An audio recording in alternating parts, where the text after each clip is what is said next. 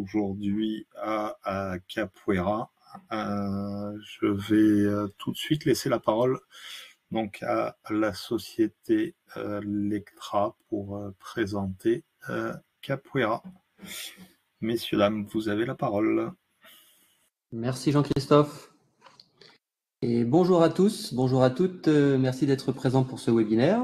Donc, on va vous présenter l'outil Capoeira, un outil de test d'intégration sur l'écosystème Kafka. Donc, on fera quelques rappels Kafka. Le plus important, c'est surtout de connaître la cité de la peur et les nuls, et l'esprit des nuls, pour apprécier pleinement tous les gifs de cette présentation. Et plus sérieusement, en haut à gauche, vous verrez un QR code que vous pouvez scanner et vous retrouverez l'ensemble des ressources de cette présentation. On va commencer par se présenter. Donc moi, je m'appelle Mehdi Rebier, je suis Tech Lead et Data Ingénieur chez Lectra. Bonjour, moi je suis Johanna Bochel, je suis Data Ingénieur et aussi Speaker. Et bonjour, je suis François Barbe, je suis principal architecte à Lectra. Donc je vais vous présenter rapidement Lectra et l'open source à Lectra. Donc Lectra est une société qui était principalement connue pour fabriquer des grosses machines de découpe de tissu. On est leader mondial sur le secteur premium. Et depuis 50 ans, on innove et on se développe pour essayer d'être un acteur majeur de l'industrie 4.0. Donc on développe des services autour des salles de coupe connectées, des services SaaS et aussi des logiciels de CAD ou de développement logiciel comme des PLM. Juste quelques chiffres qui montrent que donc Lectra grossit, on fait différentes acquisitions. On est une entreprise worldwide et le centre de développement principal est basé à Cestas. Donc si vous êtes motivé pour découvrir des nouvelles technologies telles que la data, Kafka ou autre, ou le développement plus classique, n'hésitez pas à nous rejoindre et à nous passer vos CV. Donc l'open source à Lectra, ça a commencé depuis presque le début, parce que comme toutes les entreprises, nos solutions sont basées sur des composants open source. Pour assurer cette gestion, on a défini une politique open source pour bien cadrer l'utilisation des différents composants et le respect des licences. Cette politique, on essaie de l'automatiser un maximum et elle se base notamment sur l'outil ORT qui s'appelle OSS Review Toolkit, qui nous permet de suivre ce qui se passe sur les projets. On utilise cet esprit open source également sur des projets internes en inner source. Ces projets sont des projets transverses, tels qu'un design system avec des composants React.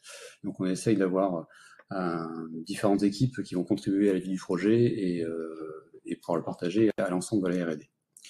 Les projets inner source font aussi finalement partie des incubateurs pour des futurs projets open source, tels que par exemple Capoeira. Donc on est aussi, en troisième point, contributeur et créateur de projets open source. Donc, nous avons Cozone pour gérer du JSON en Kotlin. Nous avons aussi du coup Capoeira et d'autres. Et un point important, on est partenaire d'un projet open source qui s'appelle Hermine. Et je vous invite à aller voir le site. Ce projet a pour but de mettre en open source une base de connaissances sur les licences et l'interprétation des licences, notamment les obligations. Donc ça permet aux juristes de développer un bien commun sur les licences et également de pouvoir suivre un workflow de validation de projet et à la fin de pouvoir avoir des rapports sur quelles obligations on doit respecter pour être conforme juridiquement. Je vais maintenant laisser la place à Joanne. Merci François. Donc on va voir maintenant avec quoi vous allez repartir à la fin de ce webinaire. Du coup, on va vous faire découvrir ce nouvel outil qui va vous permettre de tester vos Kafka Streams, donc qui s'appelle Capoeira. On espère que ce nouvel outil, donc en plus de faire des tests, va vous aider aussi dans votre communication au quotidien, que vous soyez PO, QA ou développeur. On vous donnera aussi plein d'astuces et des conseils pour l'utiliser dans votre vie de tous les jours. On va vous faire une démo qu'on a nommée le Burger Quiz. Vous allez bientôt comprendre pourquoi. Pour donc démontrer plusieurs fonctionnalités de cet outil Capoeira. Et puis pour finir, on espère que vous aurez passé un bon moment avec nous. Ok, donc maintenant je vais un petit peu rappeler l'histoire de Capoeira, comment l'outil est né.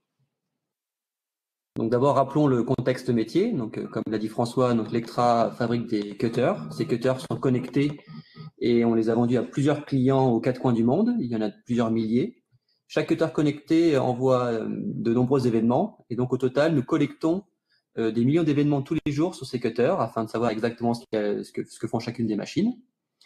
Et nous avons besoin de pouvoir traiter toutes ces données. Et donc nous avons utilisé l'écosystème Kafka pour pouvoir traiter tout ce flux de données. Donc, pour rappel, Kafka, c'est un environnement de traitement de data. Il y a différents concepts, les producers, des applications qui produisent de la donnée dans Kafka, les consommateurs, ceux qui la consomment, des connecteurs pour pouvoir se lier à d'autres systèmes tiers comme des bases de données. Mais là, on va s'intéresser surtout ce qu'on appelle aux Kafka Stream, qui sont des producers et consommateurs à la fois et qui permettent de traiter des flux de données en temps réel. Si on met ça en image par rapport à notre besoin métier, donc nos cutters sont connectés, ils émettent des millions d'événements et on va les récupérer dans une infra Kafka. Donc là, le petit logo qui apparaît Kafka correspond à un topic. Un topic Kafka peut être assimilé à un gros fichier de log.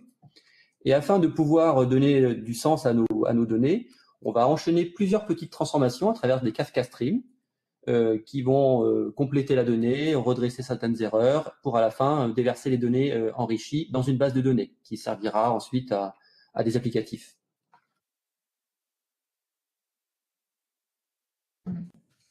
Et bien sûr, en tant que développeur, nous sommes parfaits. Il n'y a jamais d'erreur dans nos pipelines de données.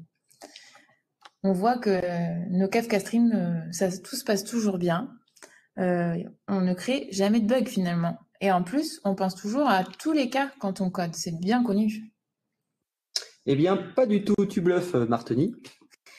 Effectivement, en fait, plus sérieusement, les problèmes arrivent souvent dans cette chaîne de traitement de données.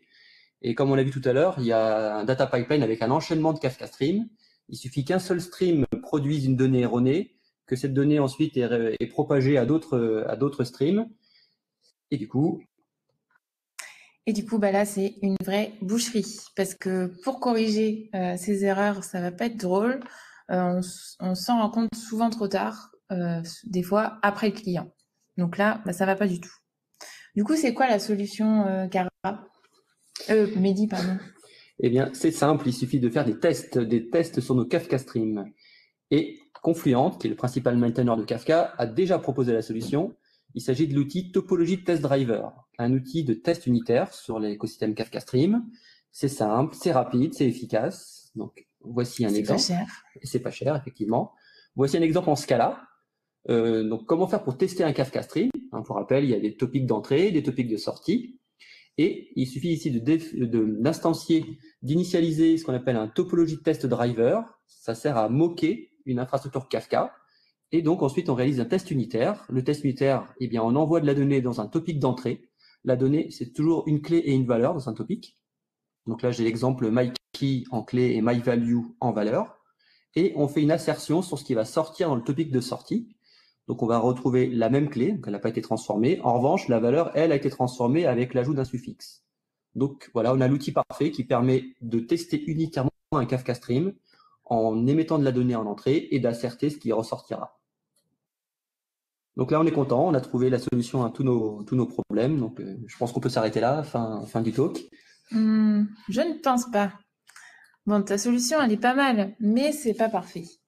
Déjà, on voit que les topologies de test driver, ça va moquer une infrastructure. Et du coup, on va pas tester la vraie intégration avec un vrai cluster Kafka. En plus, là, le test, il va tester unitairement chaque stream. Mais comment on fait si on veut tester toute notre pipeline de données, donc plusieurs streams en même temps? Parce que des fois, chaque stream indépendamment, ça se passe bien. On pense qu'on a pensé à tous les cas. Et puis, quand on branche le tout, là, ça ne va plus. Et autre détail, comme tu nous l'as montré, c'est du code Scala. Du coup, ça s'adresse plutôt à un public de développeurs. Nous, on aurait plutôt besoin d'un outil qui va s'adresser à un QA pour faire de la validation. Et puis, en fait, ce serait bien que nos tests, ils soient finalement lisibles par tous, en fait, qu'on soit développeur, PO ou QA. Et peut-être qu'ils nous permettent de communiquer entre nous, notamment dès le début quand on conçoit les user stories. qu'on définit ensemble les tests d'acceptance, les critères d'acceptance, ce serait bien d'avoir un outil qui nous aide à faire ça. T'en penses quoi? Ok, donc je résume. On a un outil parfait pour la partie test unitaire de la pyramide de test, topologie test driver, mais il manque un outil pour gérer les tests d'intégration et des tests end-to-end. Et en plus de ça, il nous faut un outil qui permette d'être utilisable avec une syntaxe simple. Ah, mais ça me fait beaucoup penser à un outil qui existe déjà, qui s'appelle Karate, qui permet de tester les API HTTP. Justement, ça va s'appuyer sur une syntaxe très simple et très lisible qu'on appelle Gherkin. C'est les fameux given when then. Et d'ailleurs, on avait vu un talk à BDX.io qui décrivait très bien cet outil. C'était présenté par Nicolas Commet et Benoît Priou. Donc, rappelons quand même que notre besoin, c'est du Kafka pour Kafka Stream et pas du HTTP. Oui, du coup, on ne peut pas utiliser cet outil, mais on peut s'en inspirer. Et du coup, c'est ce qu'on a fait. Donc, on va vous présenter un petit peu qu'est-ce qu'un test Capoeira. Donc, un test Capoeira, ça va être un fichier. On va le renommer avec l'extension .feature, donc un petit fichier .feature. Et dans ce fichier, on va retrouver certains mots-clés. Voilà, en grande partie, on va avoir une partie background et scénario. Donc, on peut avoir plusieurs scénarios dans ce fichier. Ça va être un test finalement. Dans la partie background, on va définir nos topics, des topics d'entrée et des topics de sortie. On peut en avoir plusieurs. Là, dans cet exemple, on a repris le même exemple qu'on vous avait montré tout à l'heure avec le topologie test driver. Donc, c'est le même exemple. Et donc, dans notre scénario, on va retrouver les syntaxes Gherkin, when, then, et on va pouvoir finalement faire des assertions sur le topic de sortie et vérifier que notre stream a bien ajouté notre suffixe. Donc, on va voir un petit peu plus dans le détail.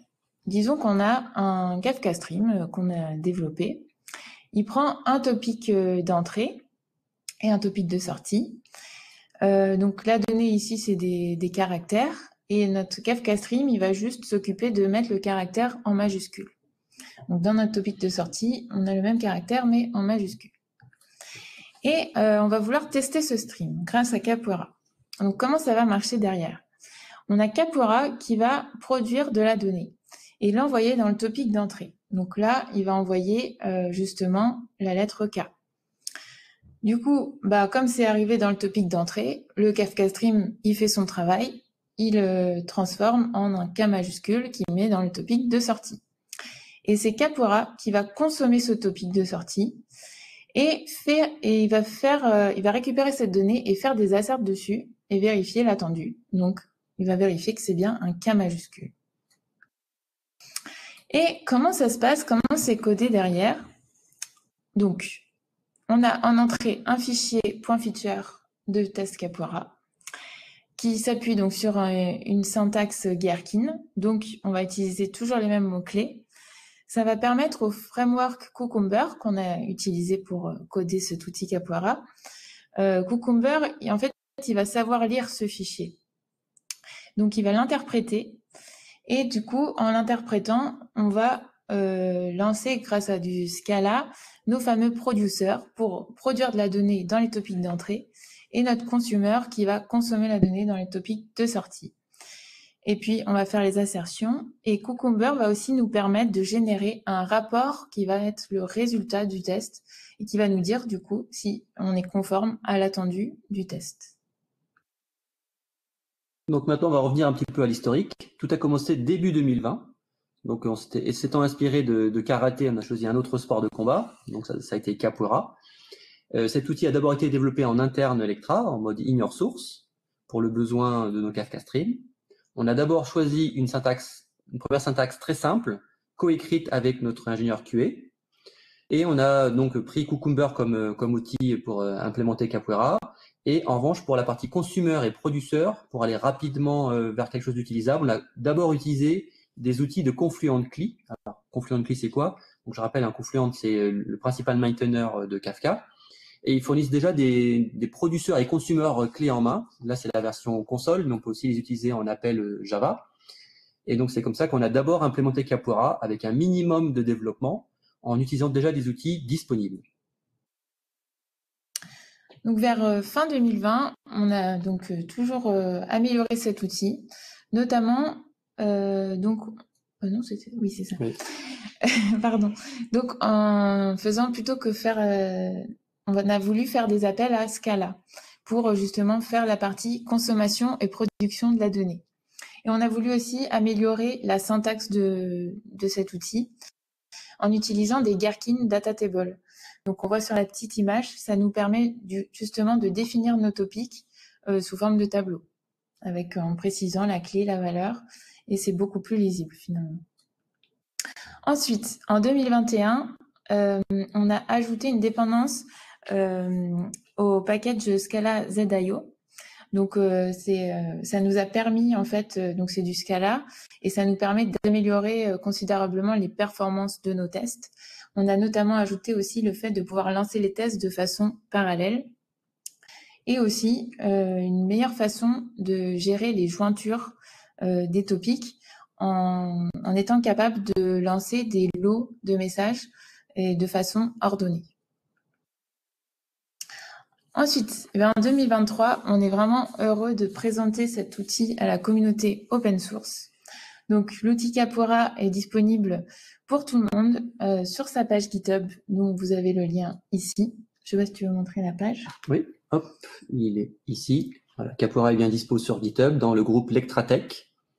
Donc, on a essayé d'enrichir le README avec toutes les fonctionnalités. Voilà. Donc, on a quelques documentations. Et puis, donc l'image Docker est disponible sur le Docker Hub à cette adresse. Donc, si vous aussi, vous voulez tester l'outil, il suffit de lancer cette commande. Donc, ça va lancer l'image Capora. Il va falloir préciser certains volumes, le dossier feature qui va contenir tous les tests, donc tous les petits fichiers .feature et qui contiennent vos tests Capora. Un autre dossier report, c'est là où vous voulez retrouver tous vos rapports, vos résultats des tests.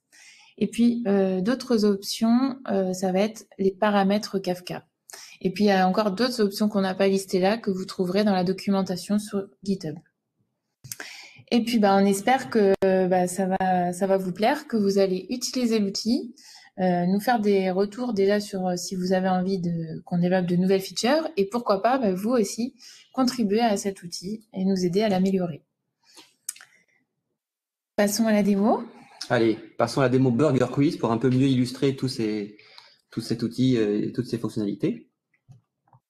Donc, pour pouvoir démontrer Capora, il nous fallait une data pipeline, un peu comme ce que Electra a dans son besoin de traitement de données. Donc là, nous avons une pipeline qui va plutôt constituer des menus de Burger Quiz. Donc, dans ce burger, on va y retrouver des frites et un burger. Et donc, pour ce faire, nous avons différents topics en entrée, des patates, du pain, des légumes, de la viande, et en sortie, nous avons un menu. Donc, nous allons faire des tests Capora sur cette infrastructure. Et pour avoir une infra qui soit fonctionnelle, nous avons utilisé Docker Compose. Donc là, je vais vous montrer un petit peu comment est structuré ce fichier Docker Compose. On va le lancer. Ouais. Donc, je vais lancer déjà l'infrastructure le temps que je vous montre comment ça fonctionne. Voilà. Le Docker Compose. Donc, c'est une description en YAML de l'infrastructure. Donc, on va retrouver toutes les briques de mon petit schéma. Donc là, on a tout ce qui est nécessaire pour avoir une infra Kafka, que je ne vais pas détailler ici. Nous avons nos 3 Kafka Streams, donc 3 briques, une qui va s'occuper de réaliser des frites, une qui réalise un burger et un qui fait un menu complet. Si je prends l'exemple de Fries Factory.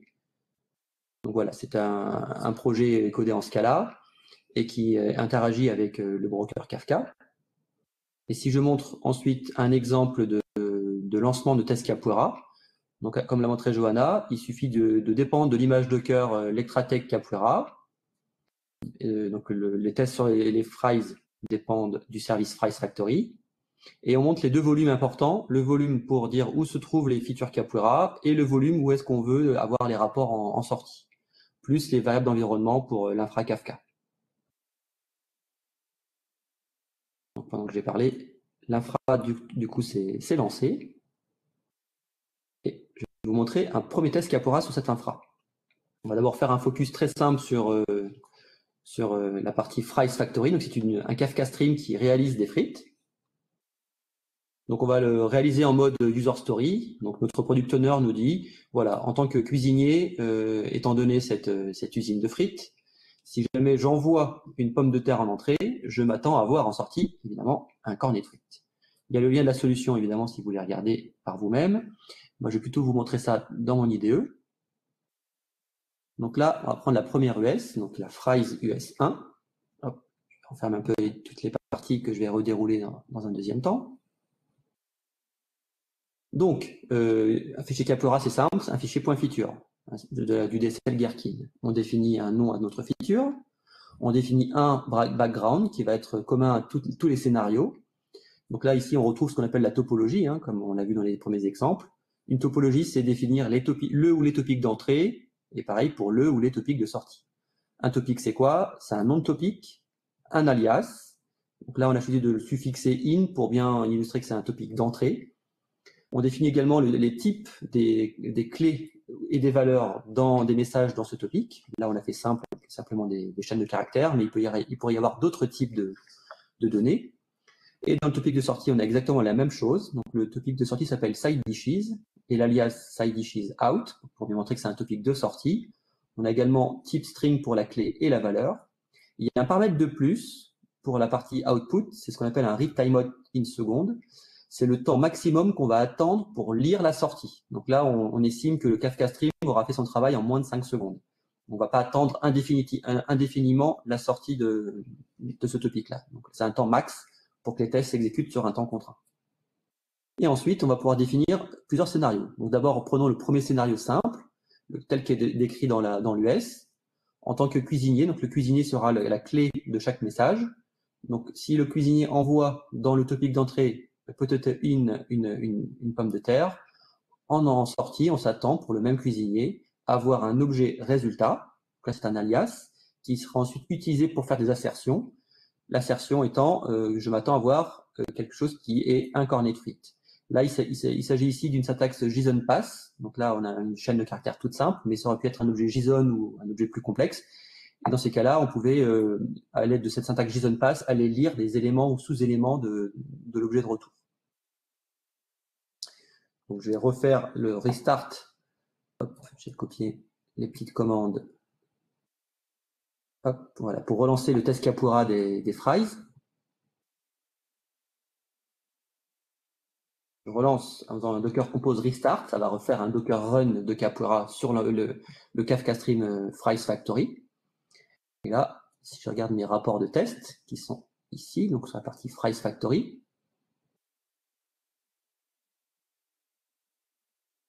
voilà, j'ai bien ma user story qui apparaît en vert. Donc on va retrouver en mode HTML globalement à peu près la même chose que ce qu'on voit dans le fichier feature. Donc notre topologie, notre scénario nominal, où on a envoyé en entrée une pomme de terre et en sortie on a bien un cornet de frites. Et vous avez vu, il y a d'autres scénarios également que je vais vous détailler. Hop, je vais revenir du coup sur mon fichier feature. Donc ce que j'ai appelé le scénario alternatif, où là c'est ok, je prends un autre cuisinier, et là si jamais il n'envoie pas une pomme de terre dans le topic d'entrée, mais un brocoli. Bon, pourquoi pas. Là on voit qu'un choix a été fait côté implémentation de dire eh bien, si ce n'est pas une pomme de terre, je laisse passer le message sans transformation. Donc un brocoli restera un brocoli. Le test est vert. Et ce qui serait intéressant de voir, c'est qu'est-ce qui se passe si jamais je mets le même cuisinier pour les deux tests. Je vais faire le test. C'est le même cuisinier.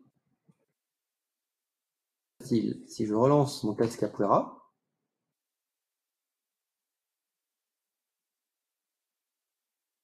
donc le test s'exécute.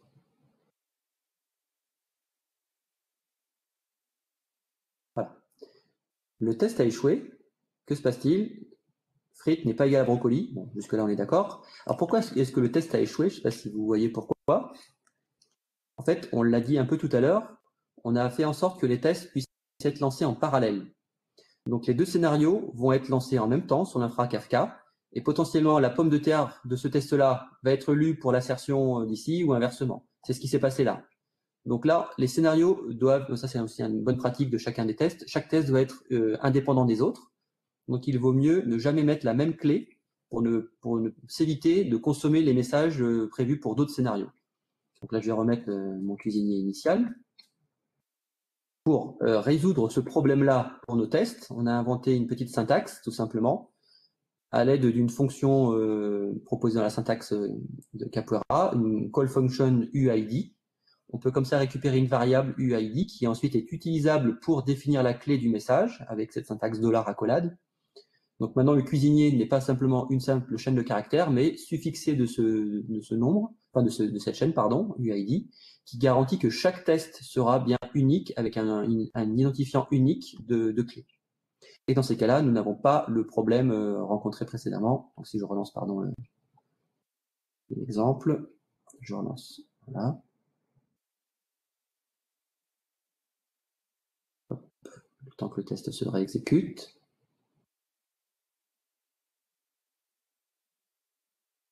Voilà, le test est de nouveau vert.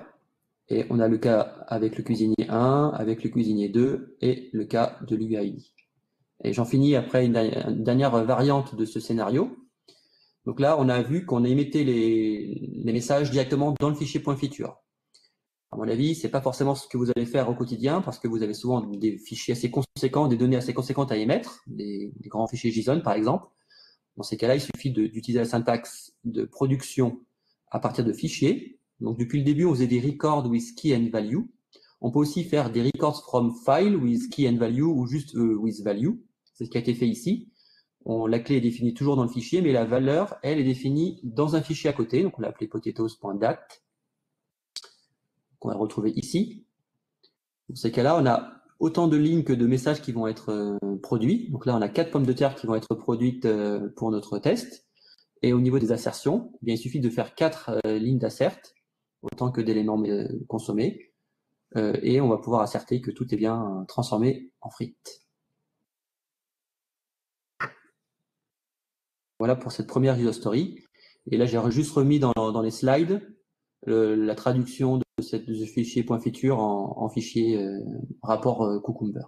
Donc on voit que l'intérêt d'être passé à des data tables, c'est qu'on a très peu de syntaxe textuelle inventée par nous et beaucoup de descriptions tableaux qui sont beaucoup plus lisibles. Voilà. Je laisse la main pour la prochaine user story. Merci. Bon, mais super, on a des cornets de frites, mais ça ne suffit pas, on va vouloir aussi des burgers. Donc pour ça, on va avoir une nouvelle factory, la Burger Factory, et la différence, c'est qu'on aura plusieurs topics d'entrée. Donc c'est ce qu'on a voulu illustrer dans cet exemple. Donc mon PO me donne la user story suivante en tant que cuisinier, et étant donné ma Burger Factory. Si j'envoie les ingrédients suivants, donc du pain, des légumes et de la viande, peu importe quelle viande, j'attends à avoir en sortie un délicieux hamburger. Donc, du coup, on va traduire cette user story en Capoeira. Ouais. Attends, on retourne sur celle-là, effectivement. Hop, voilà. Donc, on va retrouver la même syntaxe que tout à l'heure. Là, juste la différence, c'est qu'on a 3 topics en entrée. Donc, il y a 3 lignes dans mon tableau, mais sinon, c'est pareil. Petit point d'attention, l'appel à la fonction UID là, pour générer l'identifiant unique, on a pu la factoriser, la mettre dans la partie background. Et en fait, en faisant ça, ça va appeler cette fonction à chaque début de scénario. Donc pour chaque scénario, on aura bien un UID différent.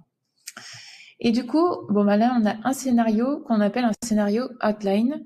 Ça signifie qu'on va décrire un template de scénario. Donc en fait, au lieu d'avoir des éléments, on va avoir des variables et on va pouvoir du coup décrire plusieurs façons d'exécuter ce scénario. Donc ici, je vais avoir une première variable pour dire que je vais envoyer du pain dans mon topic d'entrée, une autre variable pour dire qu'est-ce que je vais envoyer dans mon topic de légumes et une autre variable pour mon topic de viande. On va aussi avoir une variable qui va s'occuper du résultat. Et finalement, en fait, tout l'étendue de mon test et en fait de mes tests, puisque je vais en avoir plusieurs, ça va être dans ce tableau. Donc en fait, on va lancer ce scénario pour chaque ligne de mon tableau. Donc premier cas, je vais envoyer du pain, une tomate et du bœuf, et je vais avoir en sortie un hamburger. Donc la user story est respectée. Deuxième cas, je vais avoir du pain, de la tomate et un poulet, et on a toujours un hamburger. Donc c'était bien attendu. Troisième cas, c'est pareil, mais j'envoie un petit poisson en tant que viande et j'ai un hamburger pour ceux que ça plaise. Et aussi, dernier cas, si j'envoie une carotte à la place de la tomate, je sais pas si vous avez déjà goûté des hamburgers à la carotte, personnellement, moi non. Donc du coup, on a dit que ça n'allait pas créer de burger et ça envoie les éléments juste tels quels. Donc voilà, on peut regarder qu'est-ce que ça fait au niveau du rapport. Pas du tout. Attends, ça pète. Oui. Donc au niveau du rapport, donc on retrouve les mêmes éléments et ce qui est plutôt sympa, c'est qu'on retrouve le tableau avec tous nos cas de figure et puis la petite coche verte pour dire que tous les cas ont bien fonctionné. Et dernier cas, on a voulu illustrer là le fait de faire des tests end-to-end. Donc on a voulu tester en fait toute la pipeline de données qu'on avait à notre disposition. Donc finalement, on va vouloir envoyer des choses à nos topics d'entrée purement. Donc étant donné notre pipeline, si on envoie les ingrédients suivants, donc pain, tomate, viande, mais aussi pommes de terre, à nos différents topics, on attend en sortie en fait un menu complet avec un burger et un cornet de frites. Du coup là, on va, comme vous connaissez déjà un petit peu la syntaxe, on vous montre direct le résultat. Donc on va avoir la même chose que tout à l'heure, sauf qu'on a rajouté le potato en entrée. Et puis en topic de sortie, on va juste écouter la sortie du topic menu. Et du coup, on va avoir notre scénario toujours templétisé. Et donc, on va dire, si j'envoie une pomme de terre, du pain, de la tomate, de la viande, je m'attends à avoir un menu burger frites. Et par contre, si j'envoie ma fameuse carotte, je récupère tous les éléments, sauf la pomme de terre qui a quand même réussi à se transformer en frites.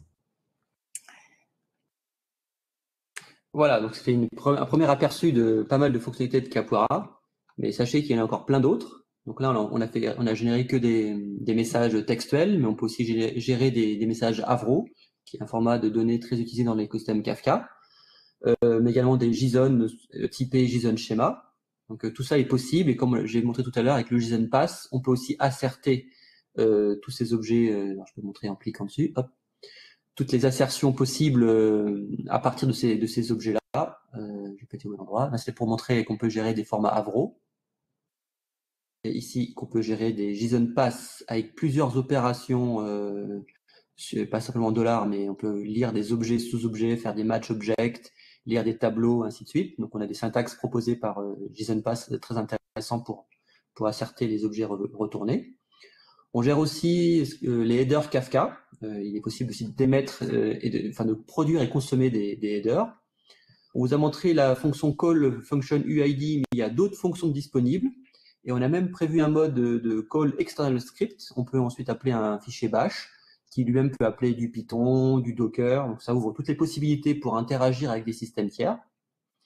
On a également des traitements par batch, par lot de production, pour pouvoir faire des jointures, tester des cas un peu plus complexes. Voilà. Il y a encore plein d'autres choses que je vous invite à voir à travers la doc de Capoeira sur GitHub. Du coup, après cette démo fortement calorique, petit digestif qu'on vous propose, un retour d'expérience sur notre utilisation au quotidien de Capoeira. Donc déjà, on est plusieurs équipes en fait à l'utiliser à Lectra. Tous ceux qui font du Kafka ont développé du coup des tests Capoeira et on se donne pas mal d'astuces du coup au quotidien. On utilise du coup Capoeira durant les séances où on définit les user stories. On essaye le plus possible d'écrire des tests d'acceptance à ce moment-là. Comme ça, on a visuellement la possibilité de bien connaître l'attendu avant de commencer les développements de nos streams. Du coup, c'est un outil qui est vraiment facile à utiliser pour notre ingénieur QA et du coup, il enrichit très facilement nos streams de pas mal de tests. Et puis, on utilise cet outil aussi pour définir des tests end-to-end pour tester l'ensemble de notre pipeline de données. Donc, en résumé, pas mal d'avantages. Donc, déjà, on fait des tests sur une vraie infra Kafka cette fois-ci, pas sur une infra moquée. C'est simple à utiliser, comme on vous a montré.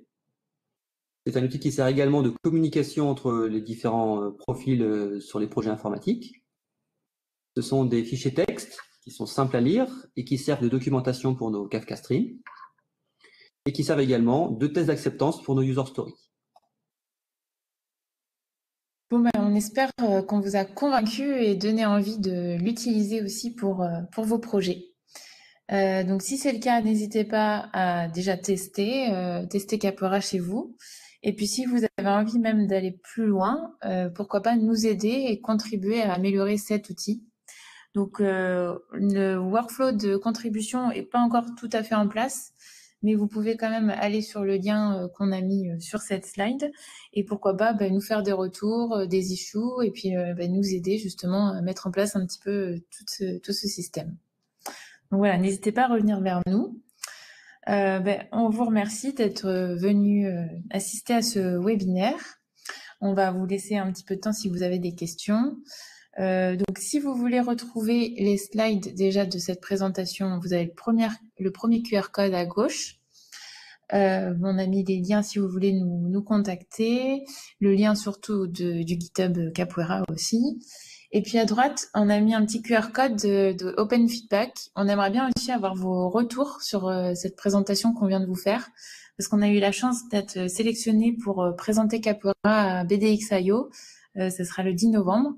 Donc, si on peut s'améliorer d'ici là sur cette présentation, vos retours sont vraiment bienvenus.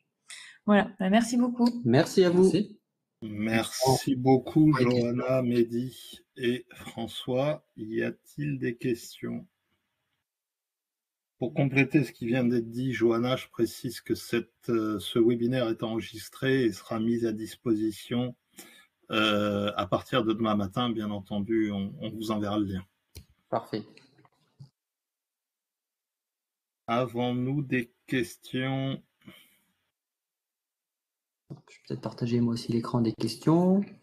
Précisons que sur le GitHub de la présentation, il y a également tout le TP. Vous pouvez également rejouer avec le TP chez vous pour voir comment ça fonctionne, lancer, modifier les tests. Personne n'a de questions à poser. Je vois plusieurs profils Lectra. Pour certains, ont déjà eu la chance de l'utiliser. Ça, c'est pas du jeu pour les questions. Non.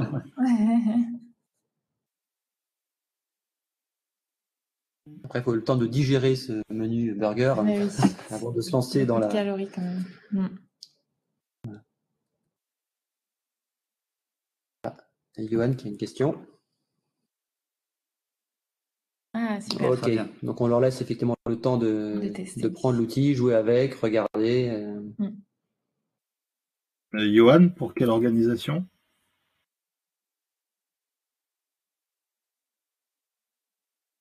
Pas de réponse. Si, il est en train de répondre. La Maïf. Super. Super. Merci beaucoup, Johan.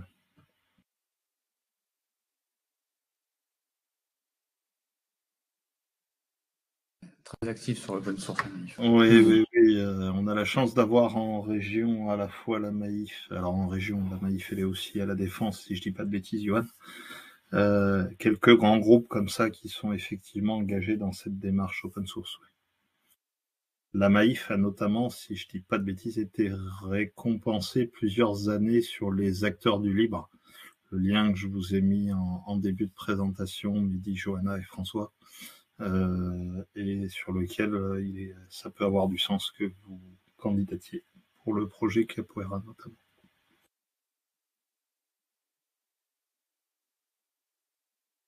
Parfait. Bon, écoutez, en tout cas, je tenais à vous remercier pour cette présentation. Comme indiqué, on vous met à disposition le webinaire en accès vidéo à partir de demain. Et encore merci et à très bientôt. On vous donne rendez-vous d'ici un petit mois pour le webinaire suivant côté Naos. Merci beaucoup, bonne soirée à tous. Au revoir.